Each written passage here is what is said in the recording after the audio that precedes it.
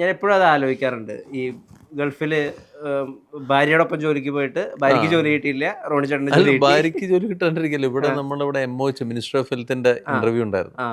അപ്പോൾ അവിടെ ലേമറഡിയിൽ വെച്ചിട്ടായിരുന്നു 2009 ആണെന്ന് എൻ്റെ ഓർമ്മ. അപ്പോൾ 2008-ലോ 2009-ലോ കൃത്യമായിട്ട് ഓർമ്മയില്ല. അപ്പോൾ വൈഫിൻ്റെ ഇൻ്റർവ്യൂ വൈഫ് അറ്റൻഡ് ചെയ്യുന്ന സാമ്പത്തികമായിട്ട് നമ്മൾ അത്ര നല്ലൊരു ചുറ്റുപാടിലായിരുന്നില്ല അന്ന്. അന്ന് എന്ന് വെച്ചാൽ നമുക്ക് സേവിങ് ഇല്ല. ഈ വരുന്ന എമൗണ്ട് വരുന്നു, നമ്മൾ ചിലവാക്കുന്നു. മീൻസ് നമ്മളൊരു കുഞ്ഞൊരു അപ്പാർട്ട്മെൻ്റ് ഉണ്ട്, അതിൻ്റെ EMI അടയ്ക്കുന്നു, പലചരക്കിന് അടയ്ക്കുന്നു, KSEB, വാട്ടർ അതോറിറ്റി കാര്യങ്ങൾ അടയ്ക്കുന്നു, ദൈനംദിന ചിലവുകൾ നടക്കുന്നു എന്നല്ലാണ്ട് സേവിങ് ഇല്ല. അപ്പം അത് ഇങ്ങനെ വൈഫിൻ്റെ വീട്ടുകാർക്കും പിന്നെ എൻ്റെ വീട്ടുകാർ പിന്നെ നമ്മൾ പണ്ടേ എഴുതി തള്ളിയെന്നല്ല ഞാൻ പറഞ്ഞത്. മെഡിസിൻ കഴിഞ്ഞിട്ട് നമ്മൾ സിനിമയുടെ പുറകെ നടക്കുന്നു എന്നുള്ളൊരു ഭയങ്കര ഒരു വിഷമം ഉണ്ടായിരുന്നു. പക്ഷെ നമ്മൾ ജോലിക്ക് പോകുന്നുണ്ട്. അപ്പം അങ്ങനെ വൈഫിനെ മെറിഡീനിൽ പരിപാടിക്ക് കൊണ്ടുപോയി കഴിഞ്ഞപ്പോൾ പുള്ളിക്കാരത്തെ തീരെ അറ്റൻഡ് ചെയ്യുമ്പോൾ അവരുടെ അടുത്ത് പറഞ്ഞു, ഇത്രയും നേരം മുന്നോട്ട് നിൽക്കണ്ടല്ലോ, ജസ്റ്റ് മെഡിക്കൽ ആൾക്കാരുടെ പരിപാടി നടക്കണ്ടല്ലോ, അപ്പോൾ ഒന്ന് അറ്റൻഡ് ചെയ്തുകൂടെന്ന് ചോദിച്ചപ്പോൾ ഞാൻ പിന്നെ ശരി മനസ്സുറപ്പ് അറ്റൻഡ് ചെയ്യാൻ പോയി കഴിഞ്ഞപ്പോൾ ഞാൻ കാഷ്വാലിറ്റിയിലൂടെ നിരന്തരമായിട്ട് പല പല ആശുപത്രികളിൽ ഏറ്റവും തിരക്കുള്ള ഫ്രീലാൻസേഴ്സിൽ ഒരാളായിരുന്നു. ഇവിടുത്തെ ലോക്കൽ ആശുപത്രികളിൽ ഏറ്റവും തിരക്കുള്ള കാഷ്വാലിറ്റി മെഡിക്കൽ ഓഫീസറിൽ ഒരാളായിരുന്നു. അപ്പോൾ അവിടെ ചെന്നപ്പോൾ അവർ ചോദിച്ചത്, ശ്വാസം മുട്ടൽ എന്ത് ചെയ്യും, വന്നാൽ എന്താണ് പരിപാടി ചെയ്യുക, ഇപ്പോൾ നമ്മളിപ്പോൾ ഒരു സ്നേക്ക് പോയ്സണിങ് ആണെങ്കിൽ എന്താ ചെയ്യുക, നിങ്ങൾ കൊടുക്കുന്ന സാധാരണ ഡ്രിപ്പുകളിൽ എന്തൊക്കെയാണ് ഉള്ളത്, NS-ൽ എന്താണുള്ളത്, നോർമൽ സലൈന്, DNS-ൽ എന്താണുള്ളത്, 5% എക്സ്ട്രോസ് എപ്പോഴാണ് കൊടുക്കുക, 10% എക്സ്ട്രോസ് എന്താ കൊടുക്കുക. അപ്പോൾ ഇങ്ങനെ പല പല ഇതൊക്കെ ചടപടയെന്ന് പറഞ്ഞ് എനിക്ക്, കാരണം ഞാൻ ഡെയിലി അപ്പോൾ ഇത് നമ്മൾ ഒട്ടും ശ്രദ്ധയില്ലാത്ത ഒരാൾക്കാണെങ്കിൽ പറയാൻ പറ്റില്ല. 5% എക്സ്ട്രോസ് ആർക്ക് കൊടുക്കാൻ പാടില്ല, ഷുഗറുള്ള ആൾക്ക് കൊടുക്കാൻ പാടില്ല, ശ്രദ്ധിക്കണം. കാരണം വെച്ചാൽ പെട്ടെന്ന് ഷുഗർ ഷൂട്ടപ്പ് ചെയ്യും. അപ്പൊ ഇങ്ങനെയുള്ള ബേസിക് സാധനങ്ങളോട് ഞാൻ പാസ്സായി. പക്ഷെ വൈഫ് അപ്പുറത്ത് തിയറി പാസ്സായി, വേറെന്തോ ഒരു ഇങ്ങനെ വൈവ് വന്നപ്പോൾ പുള്ളിക്കത്തെ ക്ലിയർ ചെയ്യില്ല. അപ്പൊ ഞാൻ വളരെ കൺവിൻസിംഗ് ആയിട്ട് പറഞ്ഞു, നീ ഇല്ലാതെ ഞാൻ അവിടെ പോയിട്ട് എന്ത് ചെയ്യാനാ, ഞാൻ ഒറ്റപ്പെട്ടു പോവില്ലേ എന്നൊക്കെ പറഞ്ഞ് പുള്ളിക്കാരത്തിനെ പറഞ്ഞ് കൺവിൻസ് ചെയ്ത് പാവം പോന്നു.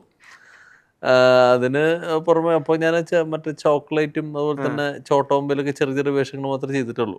അപ്പോൾ മറ്റേ എറണാകുളത്തുള്ള ഒരു കൂട്ടം ആൾക്കാർ നമുക്ക് മുഴുവട്ടെന്നാണ് പറഞ്ഞുകൊണ്ടിരുന്നത് വൈഫിൻ്റെ അടുത്ത്. കാരണം വെച്ചാൽ ഇയാൾ ഈ ഡോക്ടർ പരിപാടി കഴിഞ്ഞിട്ട് എന്തിനാണ് ഇയാൾ ഈ കുഞ്ഞു വേഷം ചെയ്യാൻ പോണത്, നമുക്ക് ഭയങ്കര പാടാണ്. അന്നൊക്കെ ഇപ്പോൾ നമ്മൾ ഇൻസ്റ്റയിലൊക്കെ കുറെ പേര് റീൽസൊക്കെ ഇട്ടിട്ട് കുറെ പേർക്ക് കുറെ കൂടി ആക്സസിബിൾ ആണ്.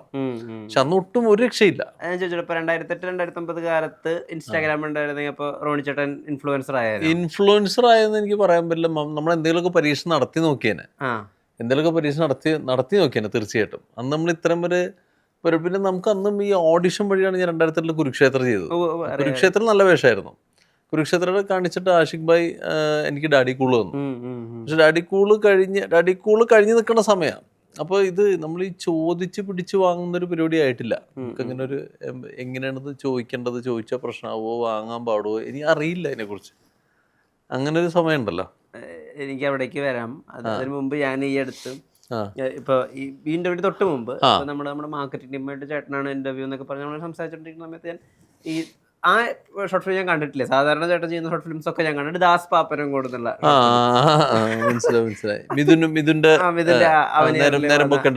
നേരം പോക്കിൽ വന്നൊരു സാധനം. അപ്പൊ അത് കണ്ടിട്ട് നമ്മളതിങ്ങനെ അത് വളരെ തമാശ രീതിയിൽ പോകുന്ന ഷോർട്ട് ഫിലിമാണ്. അതിനകത്ത് കൊടുത്ത ഒരു ഡീറ്റെയിലിംഗ് അത് അറിഞ്ഞുകൊണ്ടാണോ എന്നറിയാൻ, ഈ ബോധം കെട്ട് വീഴുകയാണ്. നാച്ചുറലി ബോധം കെട്ട് വീഴുമ്പോ നമ്മൾ സിനിമയിൽ കണ്ടിട്ടുള്ളത് കണ്ണടഞ്ഞു പോകുന്നത്. ശരിക്കും ബോധം കെട്ട് വീഴുമ്പോ നമുക്കറിയാം കണ്ണ് മുഴുവനായിട്ട് അടയില്ല. ഇത് ബോധപൂർവം മറ്റേ ഇത് ഇങ്ങനെ പോയതല്ലേ, അതെന്റെ ഓർമ്മ. അതെ. പിന്നെ നമ്മുടെ ഒരു ഏരിയ വരുന്നുണ്ടല്ലോ, ഡോക്ടറിന്റെ പരിപാടി ഇപ്പുറത്ത് വരണതൊക്കെ നമുക്ക് പറയാലോ. ഡോക്ടർമാർ അങ്ങനെയുള്ള ചോദിക്കുക. അപ്പൊ എനിക്ക് വേണമെന്ന് മണികണ്ഠൻ എന്നുള്ള അഡ്വക്കേറ്റ് ആണ് മൂപ്പര് ചെയ്തിരിക്കുന്നത്.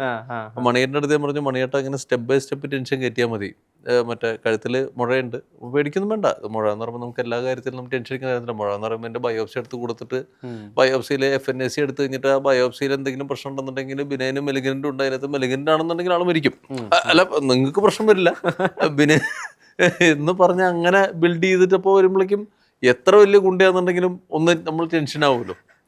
അങ്ങനത്തെ ഒരു പരിപാടി ഞാൻ പ്രേക്ഷകർ കാണേണ്ട ഒരു ഷോർട്ട് ഫിലിമാണ് ദാസ് പാപ്പനം കൂടെ.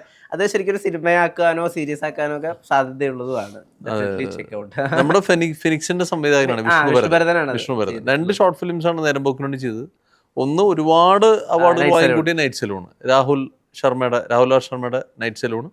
ഒന്ന് ഫിനിക്സിന്റെ സംവിധായകൻ വിഷ്ണുഭരതന്റെ, രണ്ടും ഭയങ്കര ഇഷ്ടപ്പെട്ട ഷോർട്ട് ഫിലിം. സത്യമായിട്ടും റോണിച്ചേട്ടന്റെ പെർഫോമൻസിൽ മാത്രം ബാക്കപ്പ് ചെയ്യുന്ന, വേറെ ഒന്നുമില്ലാതെ, അതായത് ഒരു ഇരുണ്ട ബാർബർ മുറി ഒഴികെ വേറെ ഒന്നിന്റെയും ബാക്കിംഗ് ഇല്ലാതെ ഒരാളുടെ പെർഫോമൻസിൽ മാത്രം ഭയം ഉണ്ടാക്കുന്ന, വേറെ ഒന്നുമില്ലല്ലോ അവിടെ. കംപ്ലീറ്റ്ലി അത് ചെയ്യുന്ന ഇനിയും ആളുകൾക്ക് കാണാനും, അല്ലെങ്കിൽ റോണിച്ചേട്ടൻ ഏത് സ്ഥലത്ത് പോയിട്ട് ഒരു റെസ്യൂമേ ആയി കാണിക്കാൻ പറ്റുന്നതുമായിട്ടുള്ളൊരു സിനിമയാണ് അത്. വിഷ്ണുവിനെ അറിയുമെന്നറിയില്ല, നമുക്ക് അതിനകത്ത് വലിയൊരു അവാർഡ്, നമുക്കൊന്നും ഒരിക്കലും മാക്സ് അത് നമ്മുടെ സംവിധായകനെ അയച്ചിട്ട് കിട്ടിയതാണ്. അല്ലെ ഈ ഫിലിം കമ്പനിയുടെ അനുപമ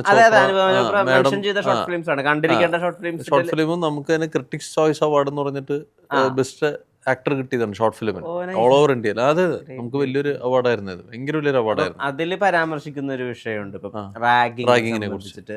അത് വളരെ ലൈറ്റ് ആയിട്ട് അയാൾ ഒരു 4-5 വരിയിൽ പറഞ്ഞെങ്കിൽ പോലും ആ വരിയുടെ ഇടയിൽ ആ വേദന മുഴുവൻ നിറഞ്ഞു. ഇപ്പോ പിന്നെ വിഷ്ണു പറഞ്ഞാൽ കൂടുതൽ നമുക്ക് അതിനെ കണക്ട് ചെയ്യാനുള്ള കാരണം വെച്ചാൽ, ഞാനിപ്പോ കുന്നംകുളം എന്നുള്ള ദേശത്ത് നമ്മള് ചെറുപ്പത്തിൽ ബാർബർ ഷോപ്പിൽ പോകുമ്പോൾ ബാർബർ ഷോപ്പിൽ കാണുന്ന മരത്തടിയിലാണെന്ന്. മരത്തടിയിൽ പിന്നെ നമുക്ക് അതുപോലെ തന്നെ ഈ മറ്റേ കൂട്ടുപണി നടക്കുന്ന ഈ വര പരിപാടിയിൽ കിടത്തുക, അതല്ലാന്നുണ്ടെങ്കിൽ കുഷനുള്ള സാധനം, അതിനകത്ത് നമ്മൾ മരത്തിന്റെ ഒരു സാധനം ഉണ്ടാവും. അപ്പൊ അതിന്റെ സൗണ്ടും നമ്മൾ കിടക്കണതും, പിന്നെ അത് കഴിഞ്ഞിട്ട് കല്ലിട്ട് നമ്മുടെ മുഖത്ത് വരയ്ക്കുക, അതാണല്ലോ ഒന്നത്തെ പരിപാടി. അപ്പൊ ഇന്നലത്തെ മോഡൽ പരിപാടിയല്ലേ, ഇങ്ങനെ വളഞ്ഞിട്ടൊരു സാധനം വന്നിട്ട് ഒരു കുക്ക്, അങ്ങനത്തെ ഒക്കെ ഒരു പരിപാടിയുണ്ട്. അപ്പൊ അന്നൊക്കെ നമ്മൾ കണ്ടിട്ടുള്ള ബാർബർമാരുടെ ഒരു ചില മറ്റേ അപ്പെന്നാ പോയിട്ട് പറ്റല്ലേ, ഇവിടെ നിന്ന് ഇരുന്നോട്ടെ, രാജേട്ടൻ പൊക്കോ, ഒരു അരമണിക്കൂർ നമ്മൾക്ക് വന്ന, ഇങ്ങനത്തെ ഇവരുടെ ചെറുകിട ഭാഷയിലുള്ള പരിപാടി. നമ്മൾ ബേസിക്കലി നമ്മൾ തൃശ്ശൂർ ദേശക്കാരായതുകൊണ്ട് എനിക്ക് എളുപ്പമാണ് ആ പരിപാടി. പിന്നെ രാഘവൻ നമ്മളെ ഭയങ്കരമായിട്ട്, രാഹുൽ ആർ ശർമ്മ എന്നുള്ള മൂപ്പര് ഭയങ്കരമായിട്ട് നമ്മൾ വിശ്വസിക്കുന്ന ഒരാളാണ്. ഞങ്ങളൊക്കെ സമീപദേശക്കാരാണ്. അപ്പൊ നമുക്ക് പെട്ടെന്ന് ചില കാര്യങ്ങൾ ഇംപ്രൂവൈസ് ചെയ്യാനും ഒക്കെ ഭയങ്കര എളുപ്പമുള്ള ഒരു പരിപാടിയായിരുന്നു. പിന്നെ അത് ഒരു കെട്ടുവിട്ട് പോവരുത്, പൂർണ്ണമായിട്ടും കൗട്ട്. അത് ഒബ്സർവർ ആയിരുന്നു, ഭയങ്കരമായിട്ട് ഒബ്സർവ് ചെയ്യായിരുന്നു. ഒബ്സർവ് ചെയ്യും. അത് അറിയാതെ എങ്ങനെ എനിക്കത് ശീലമുള്ളതാണ്. നമ്മൾ ആൾക്കാരെ മിമിക് ചെയ്യാനൊക്കെ നമുക്കുള്ളൊരു പരിപാടിക്ക് വെച്ചിട്ട് നമുക്ക് ചെയ്യുന്ന ഒരു കാര്യമാണ്. അങ്ങനെ ആദ്യമായിട്ട് ഒബ്സർവ് ചെയ്തിട്ട് ശരിക്കും വിജയിച്ചു. എന്റെ നമ്മുടെ ഹെഡ് മാസ്റ്റർ ആണല്ലോ മമ്മൂക്ക. എന്റെ ഏറ്റവും വലിയ ഒബ്സർവർ ആണല്ലോ മമ്മൂക്ക. നമുക്ക് ഭയങ്കരമായിട്ട് ഈ സ്ലാങ്ങുകൾ പിടിക്കുന്നതിനും ആൾക്കാരുടെ പരിപാടി.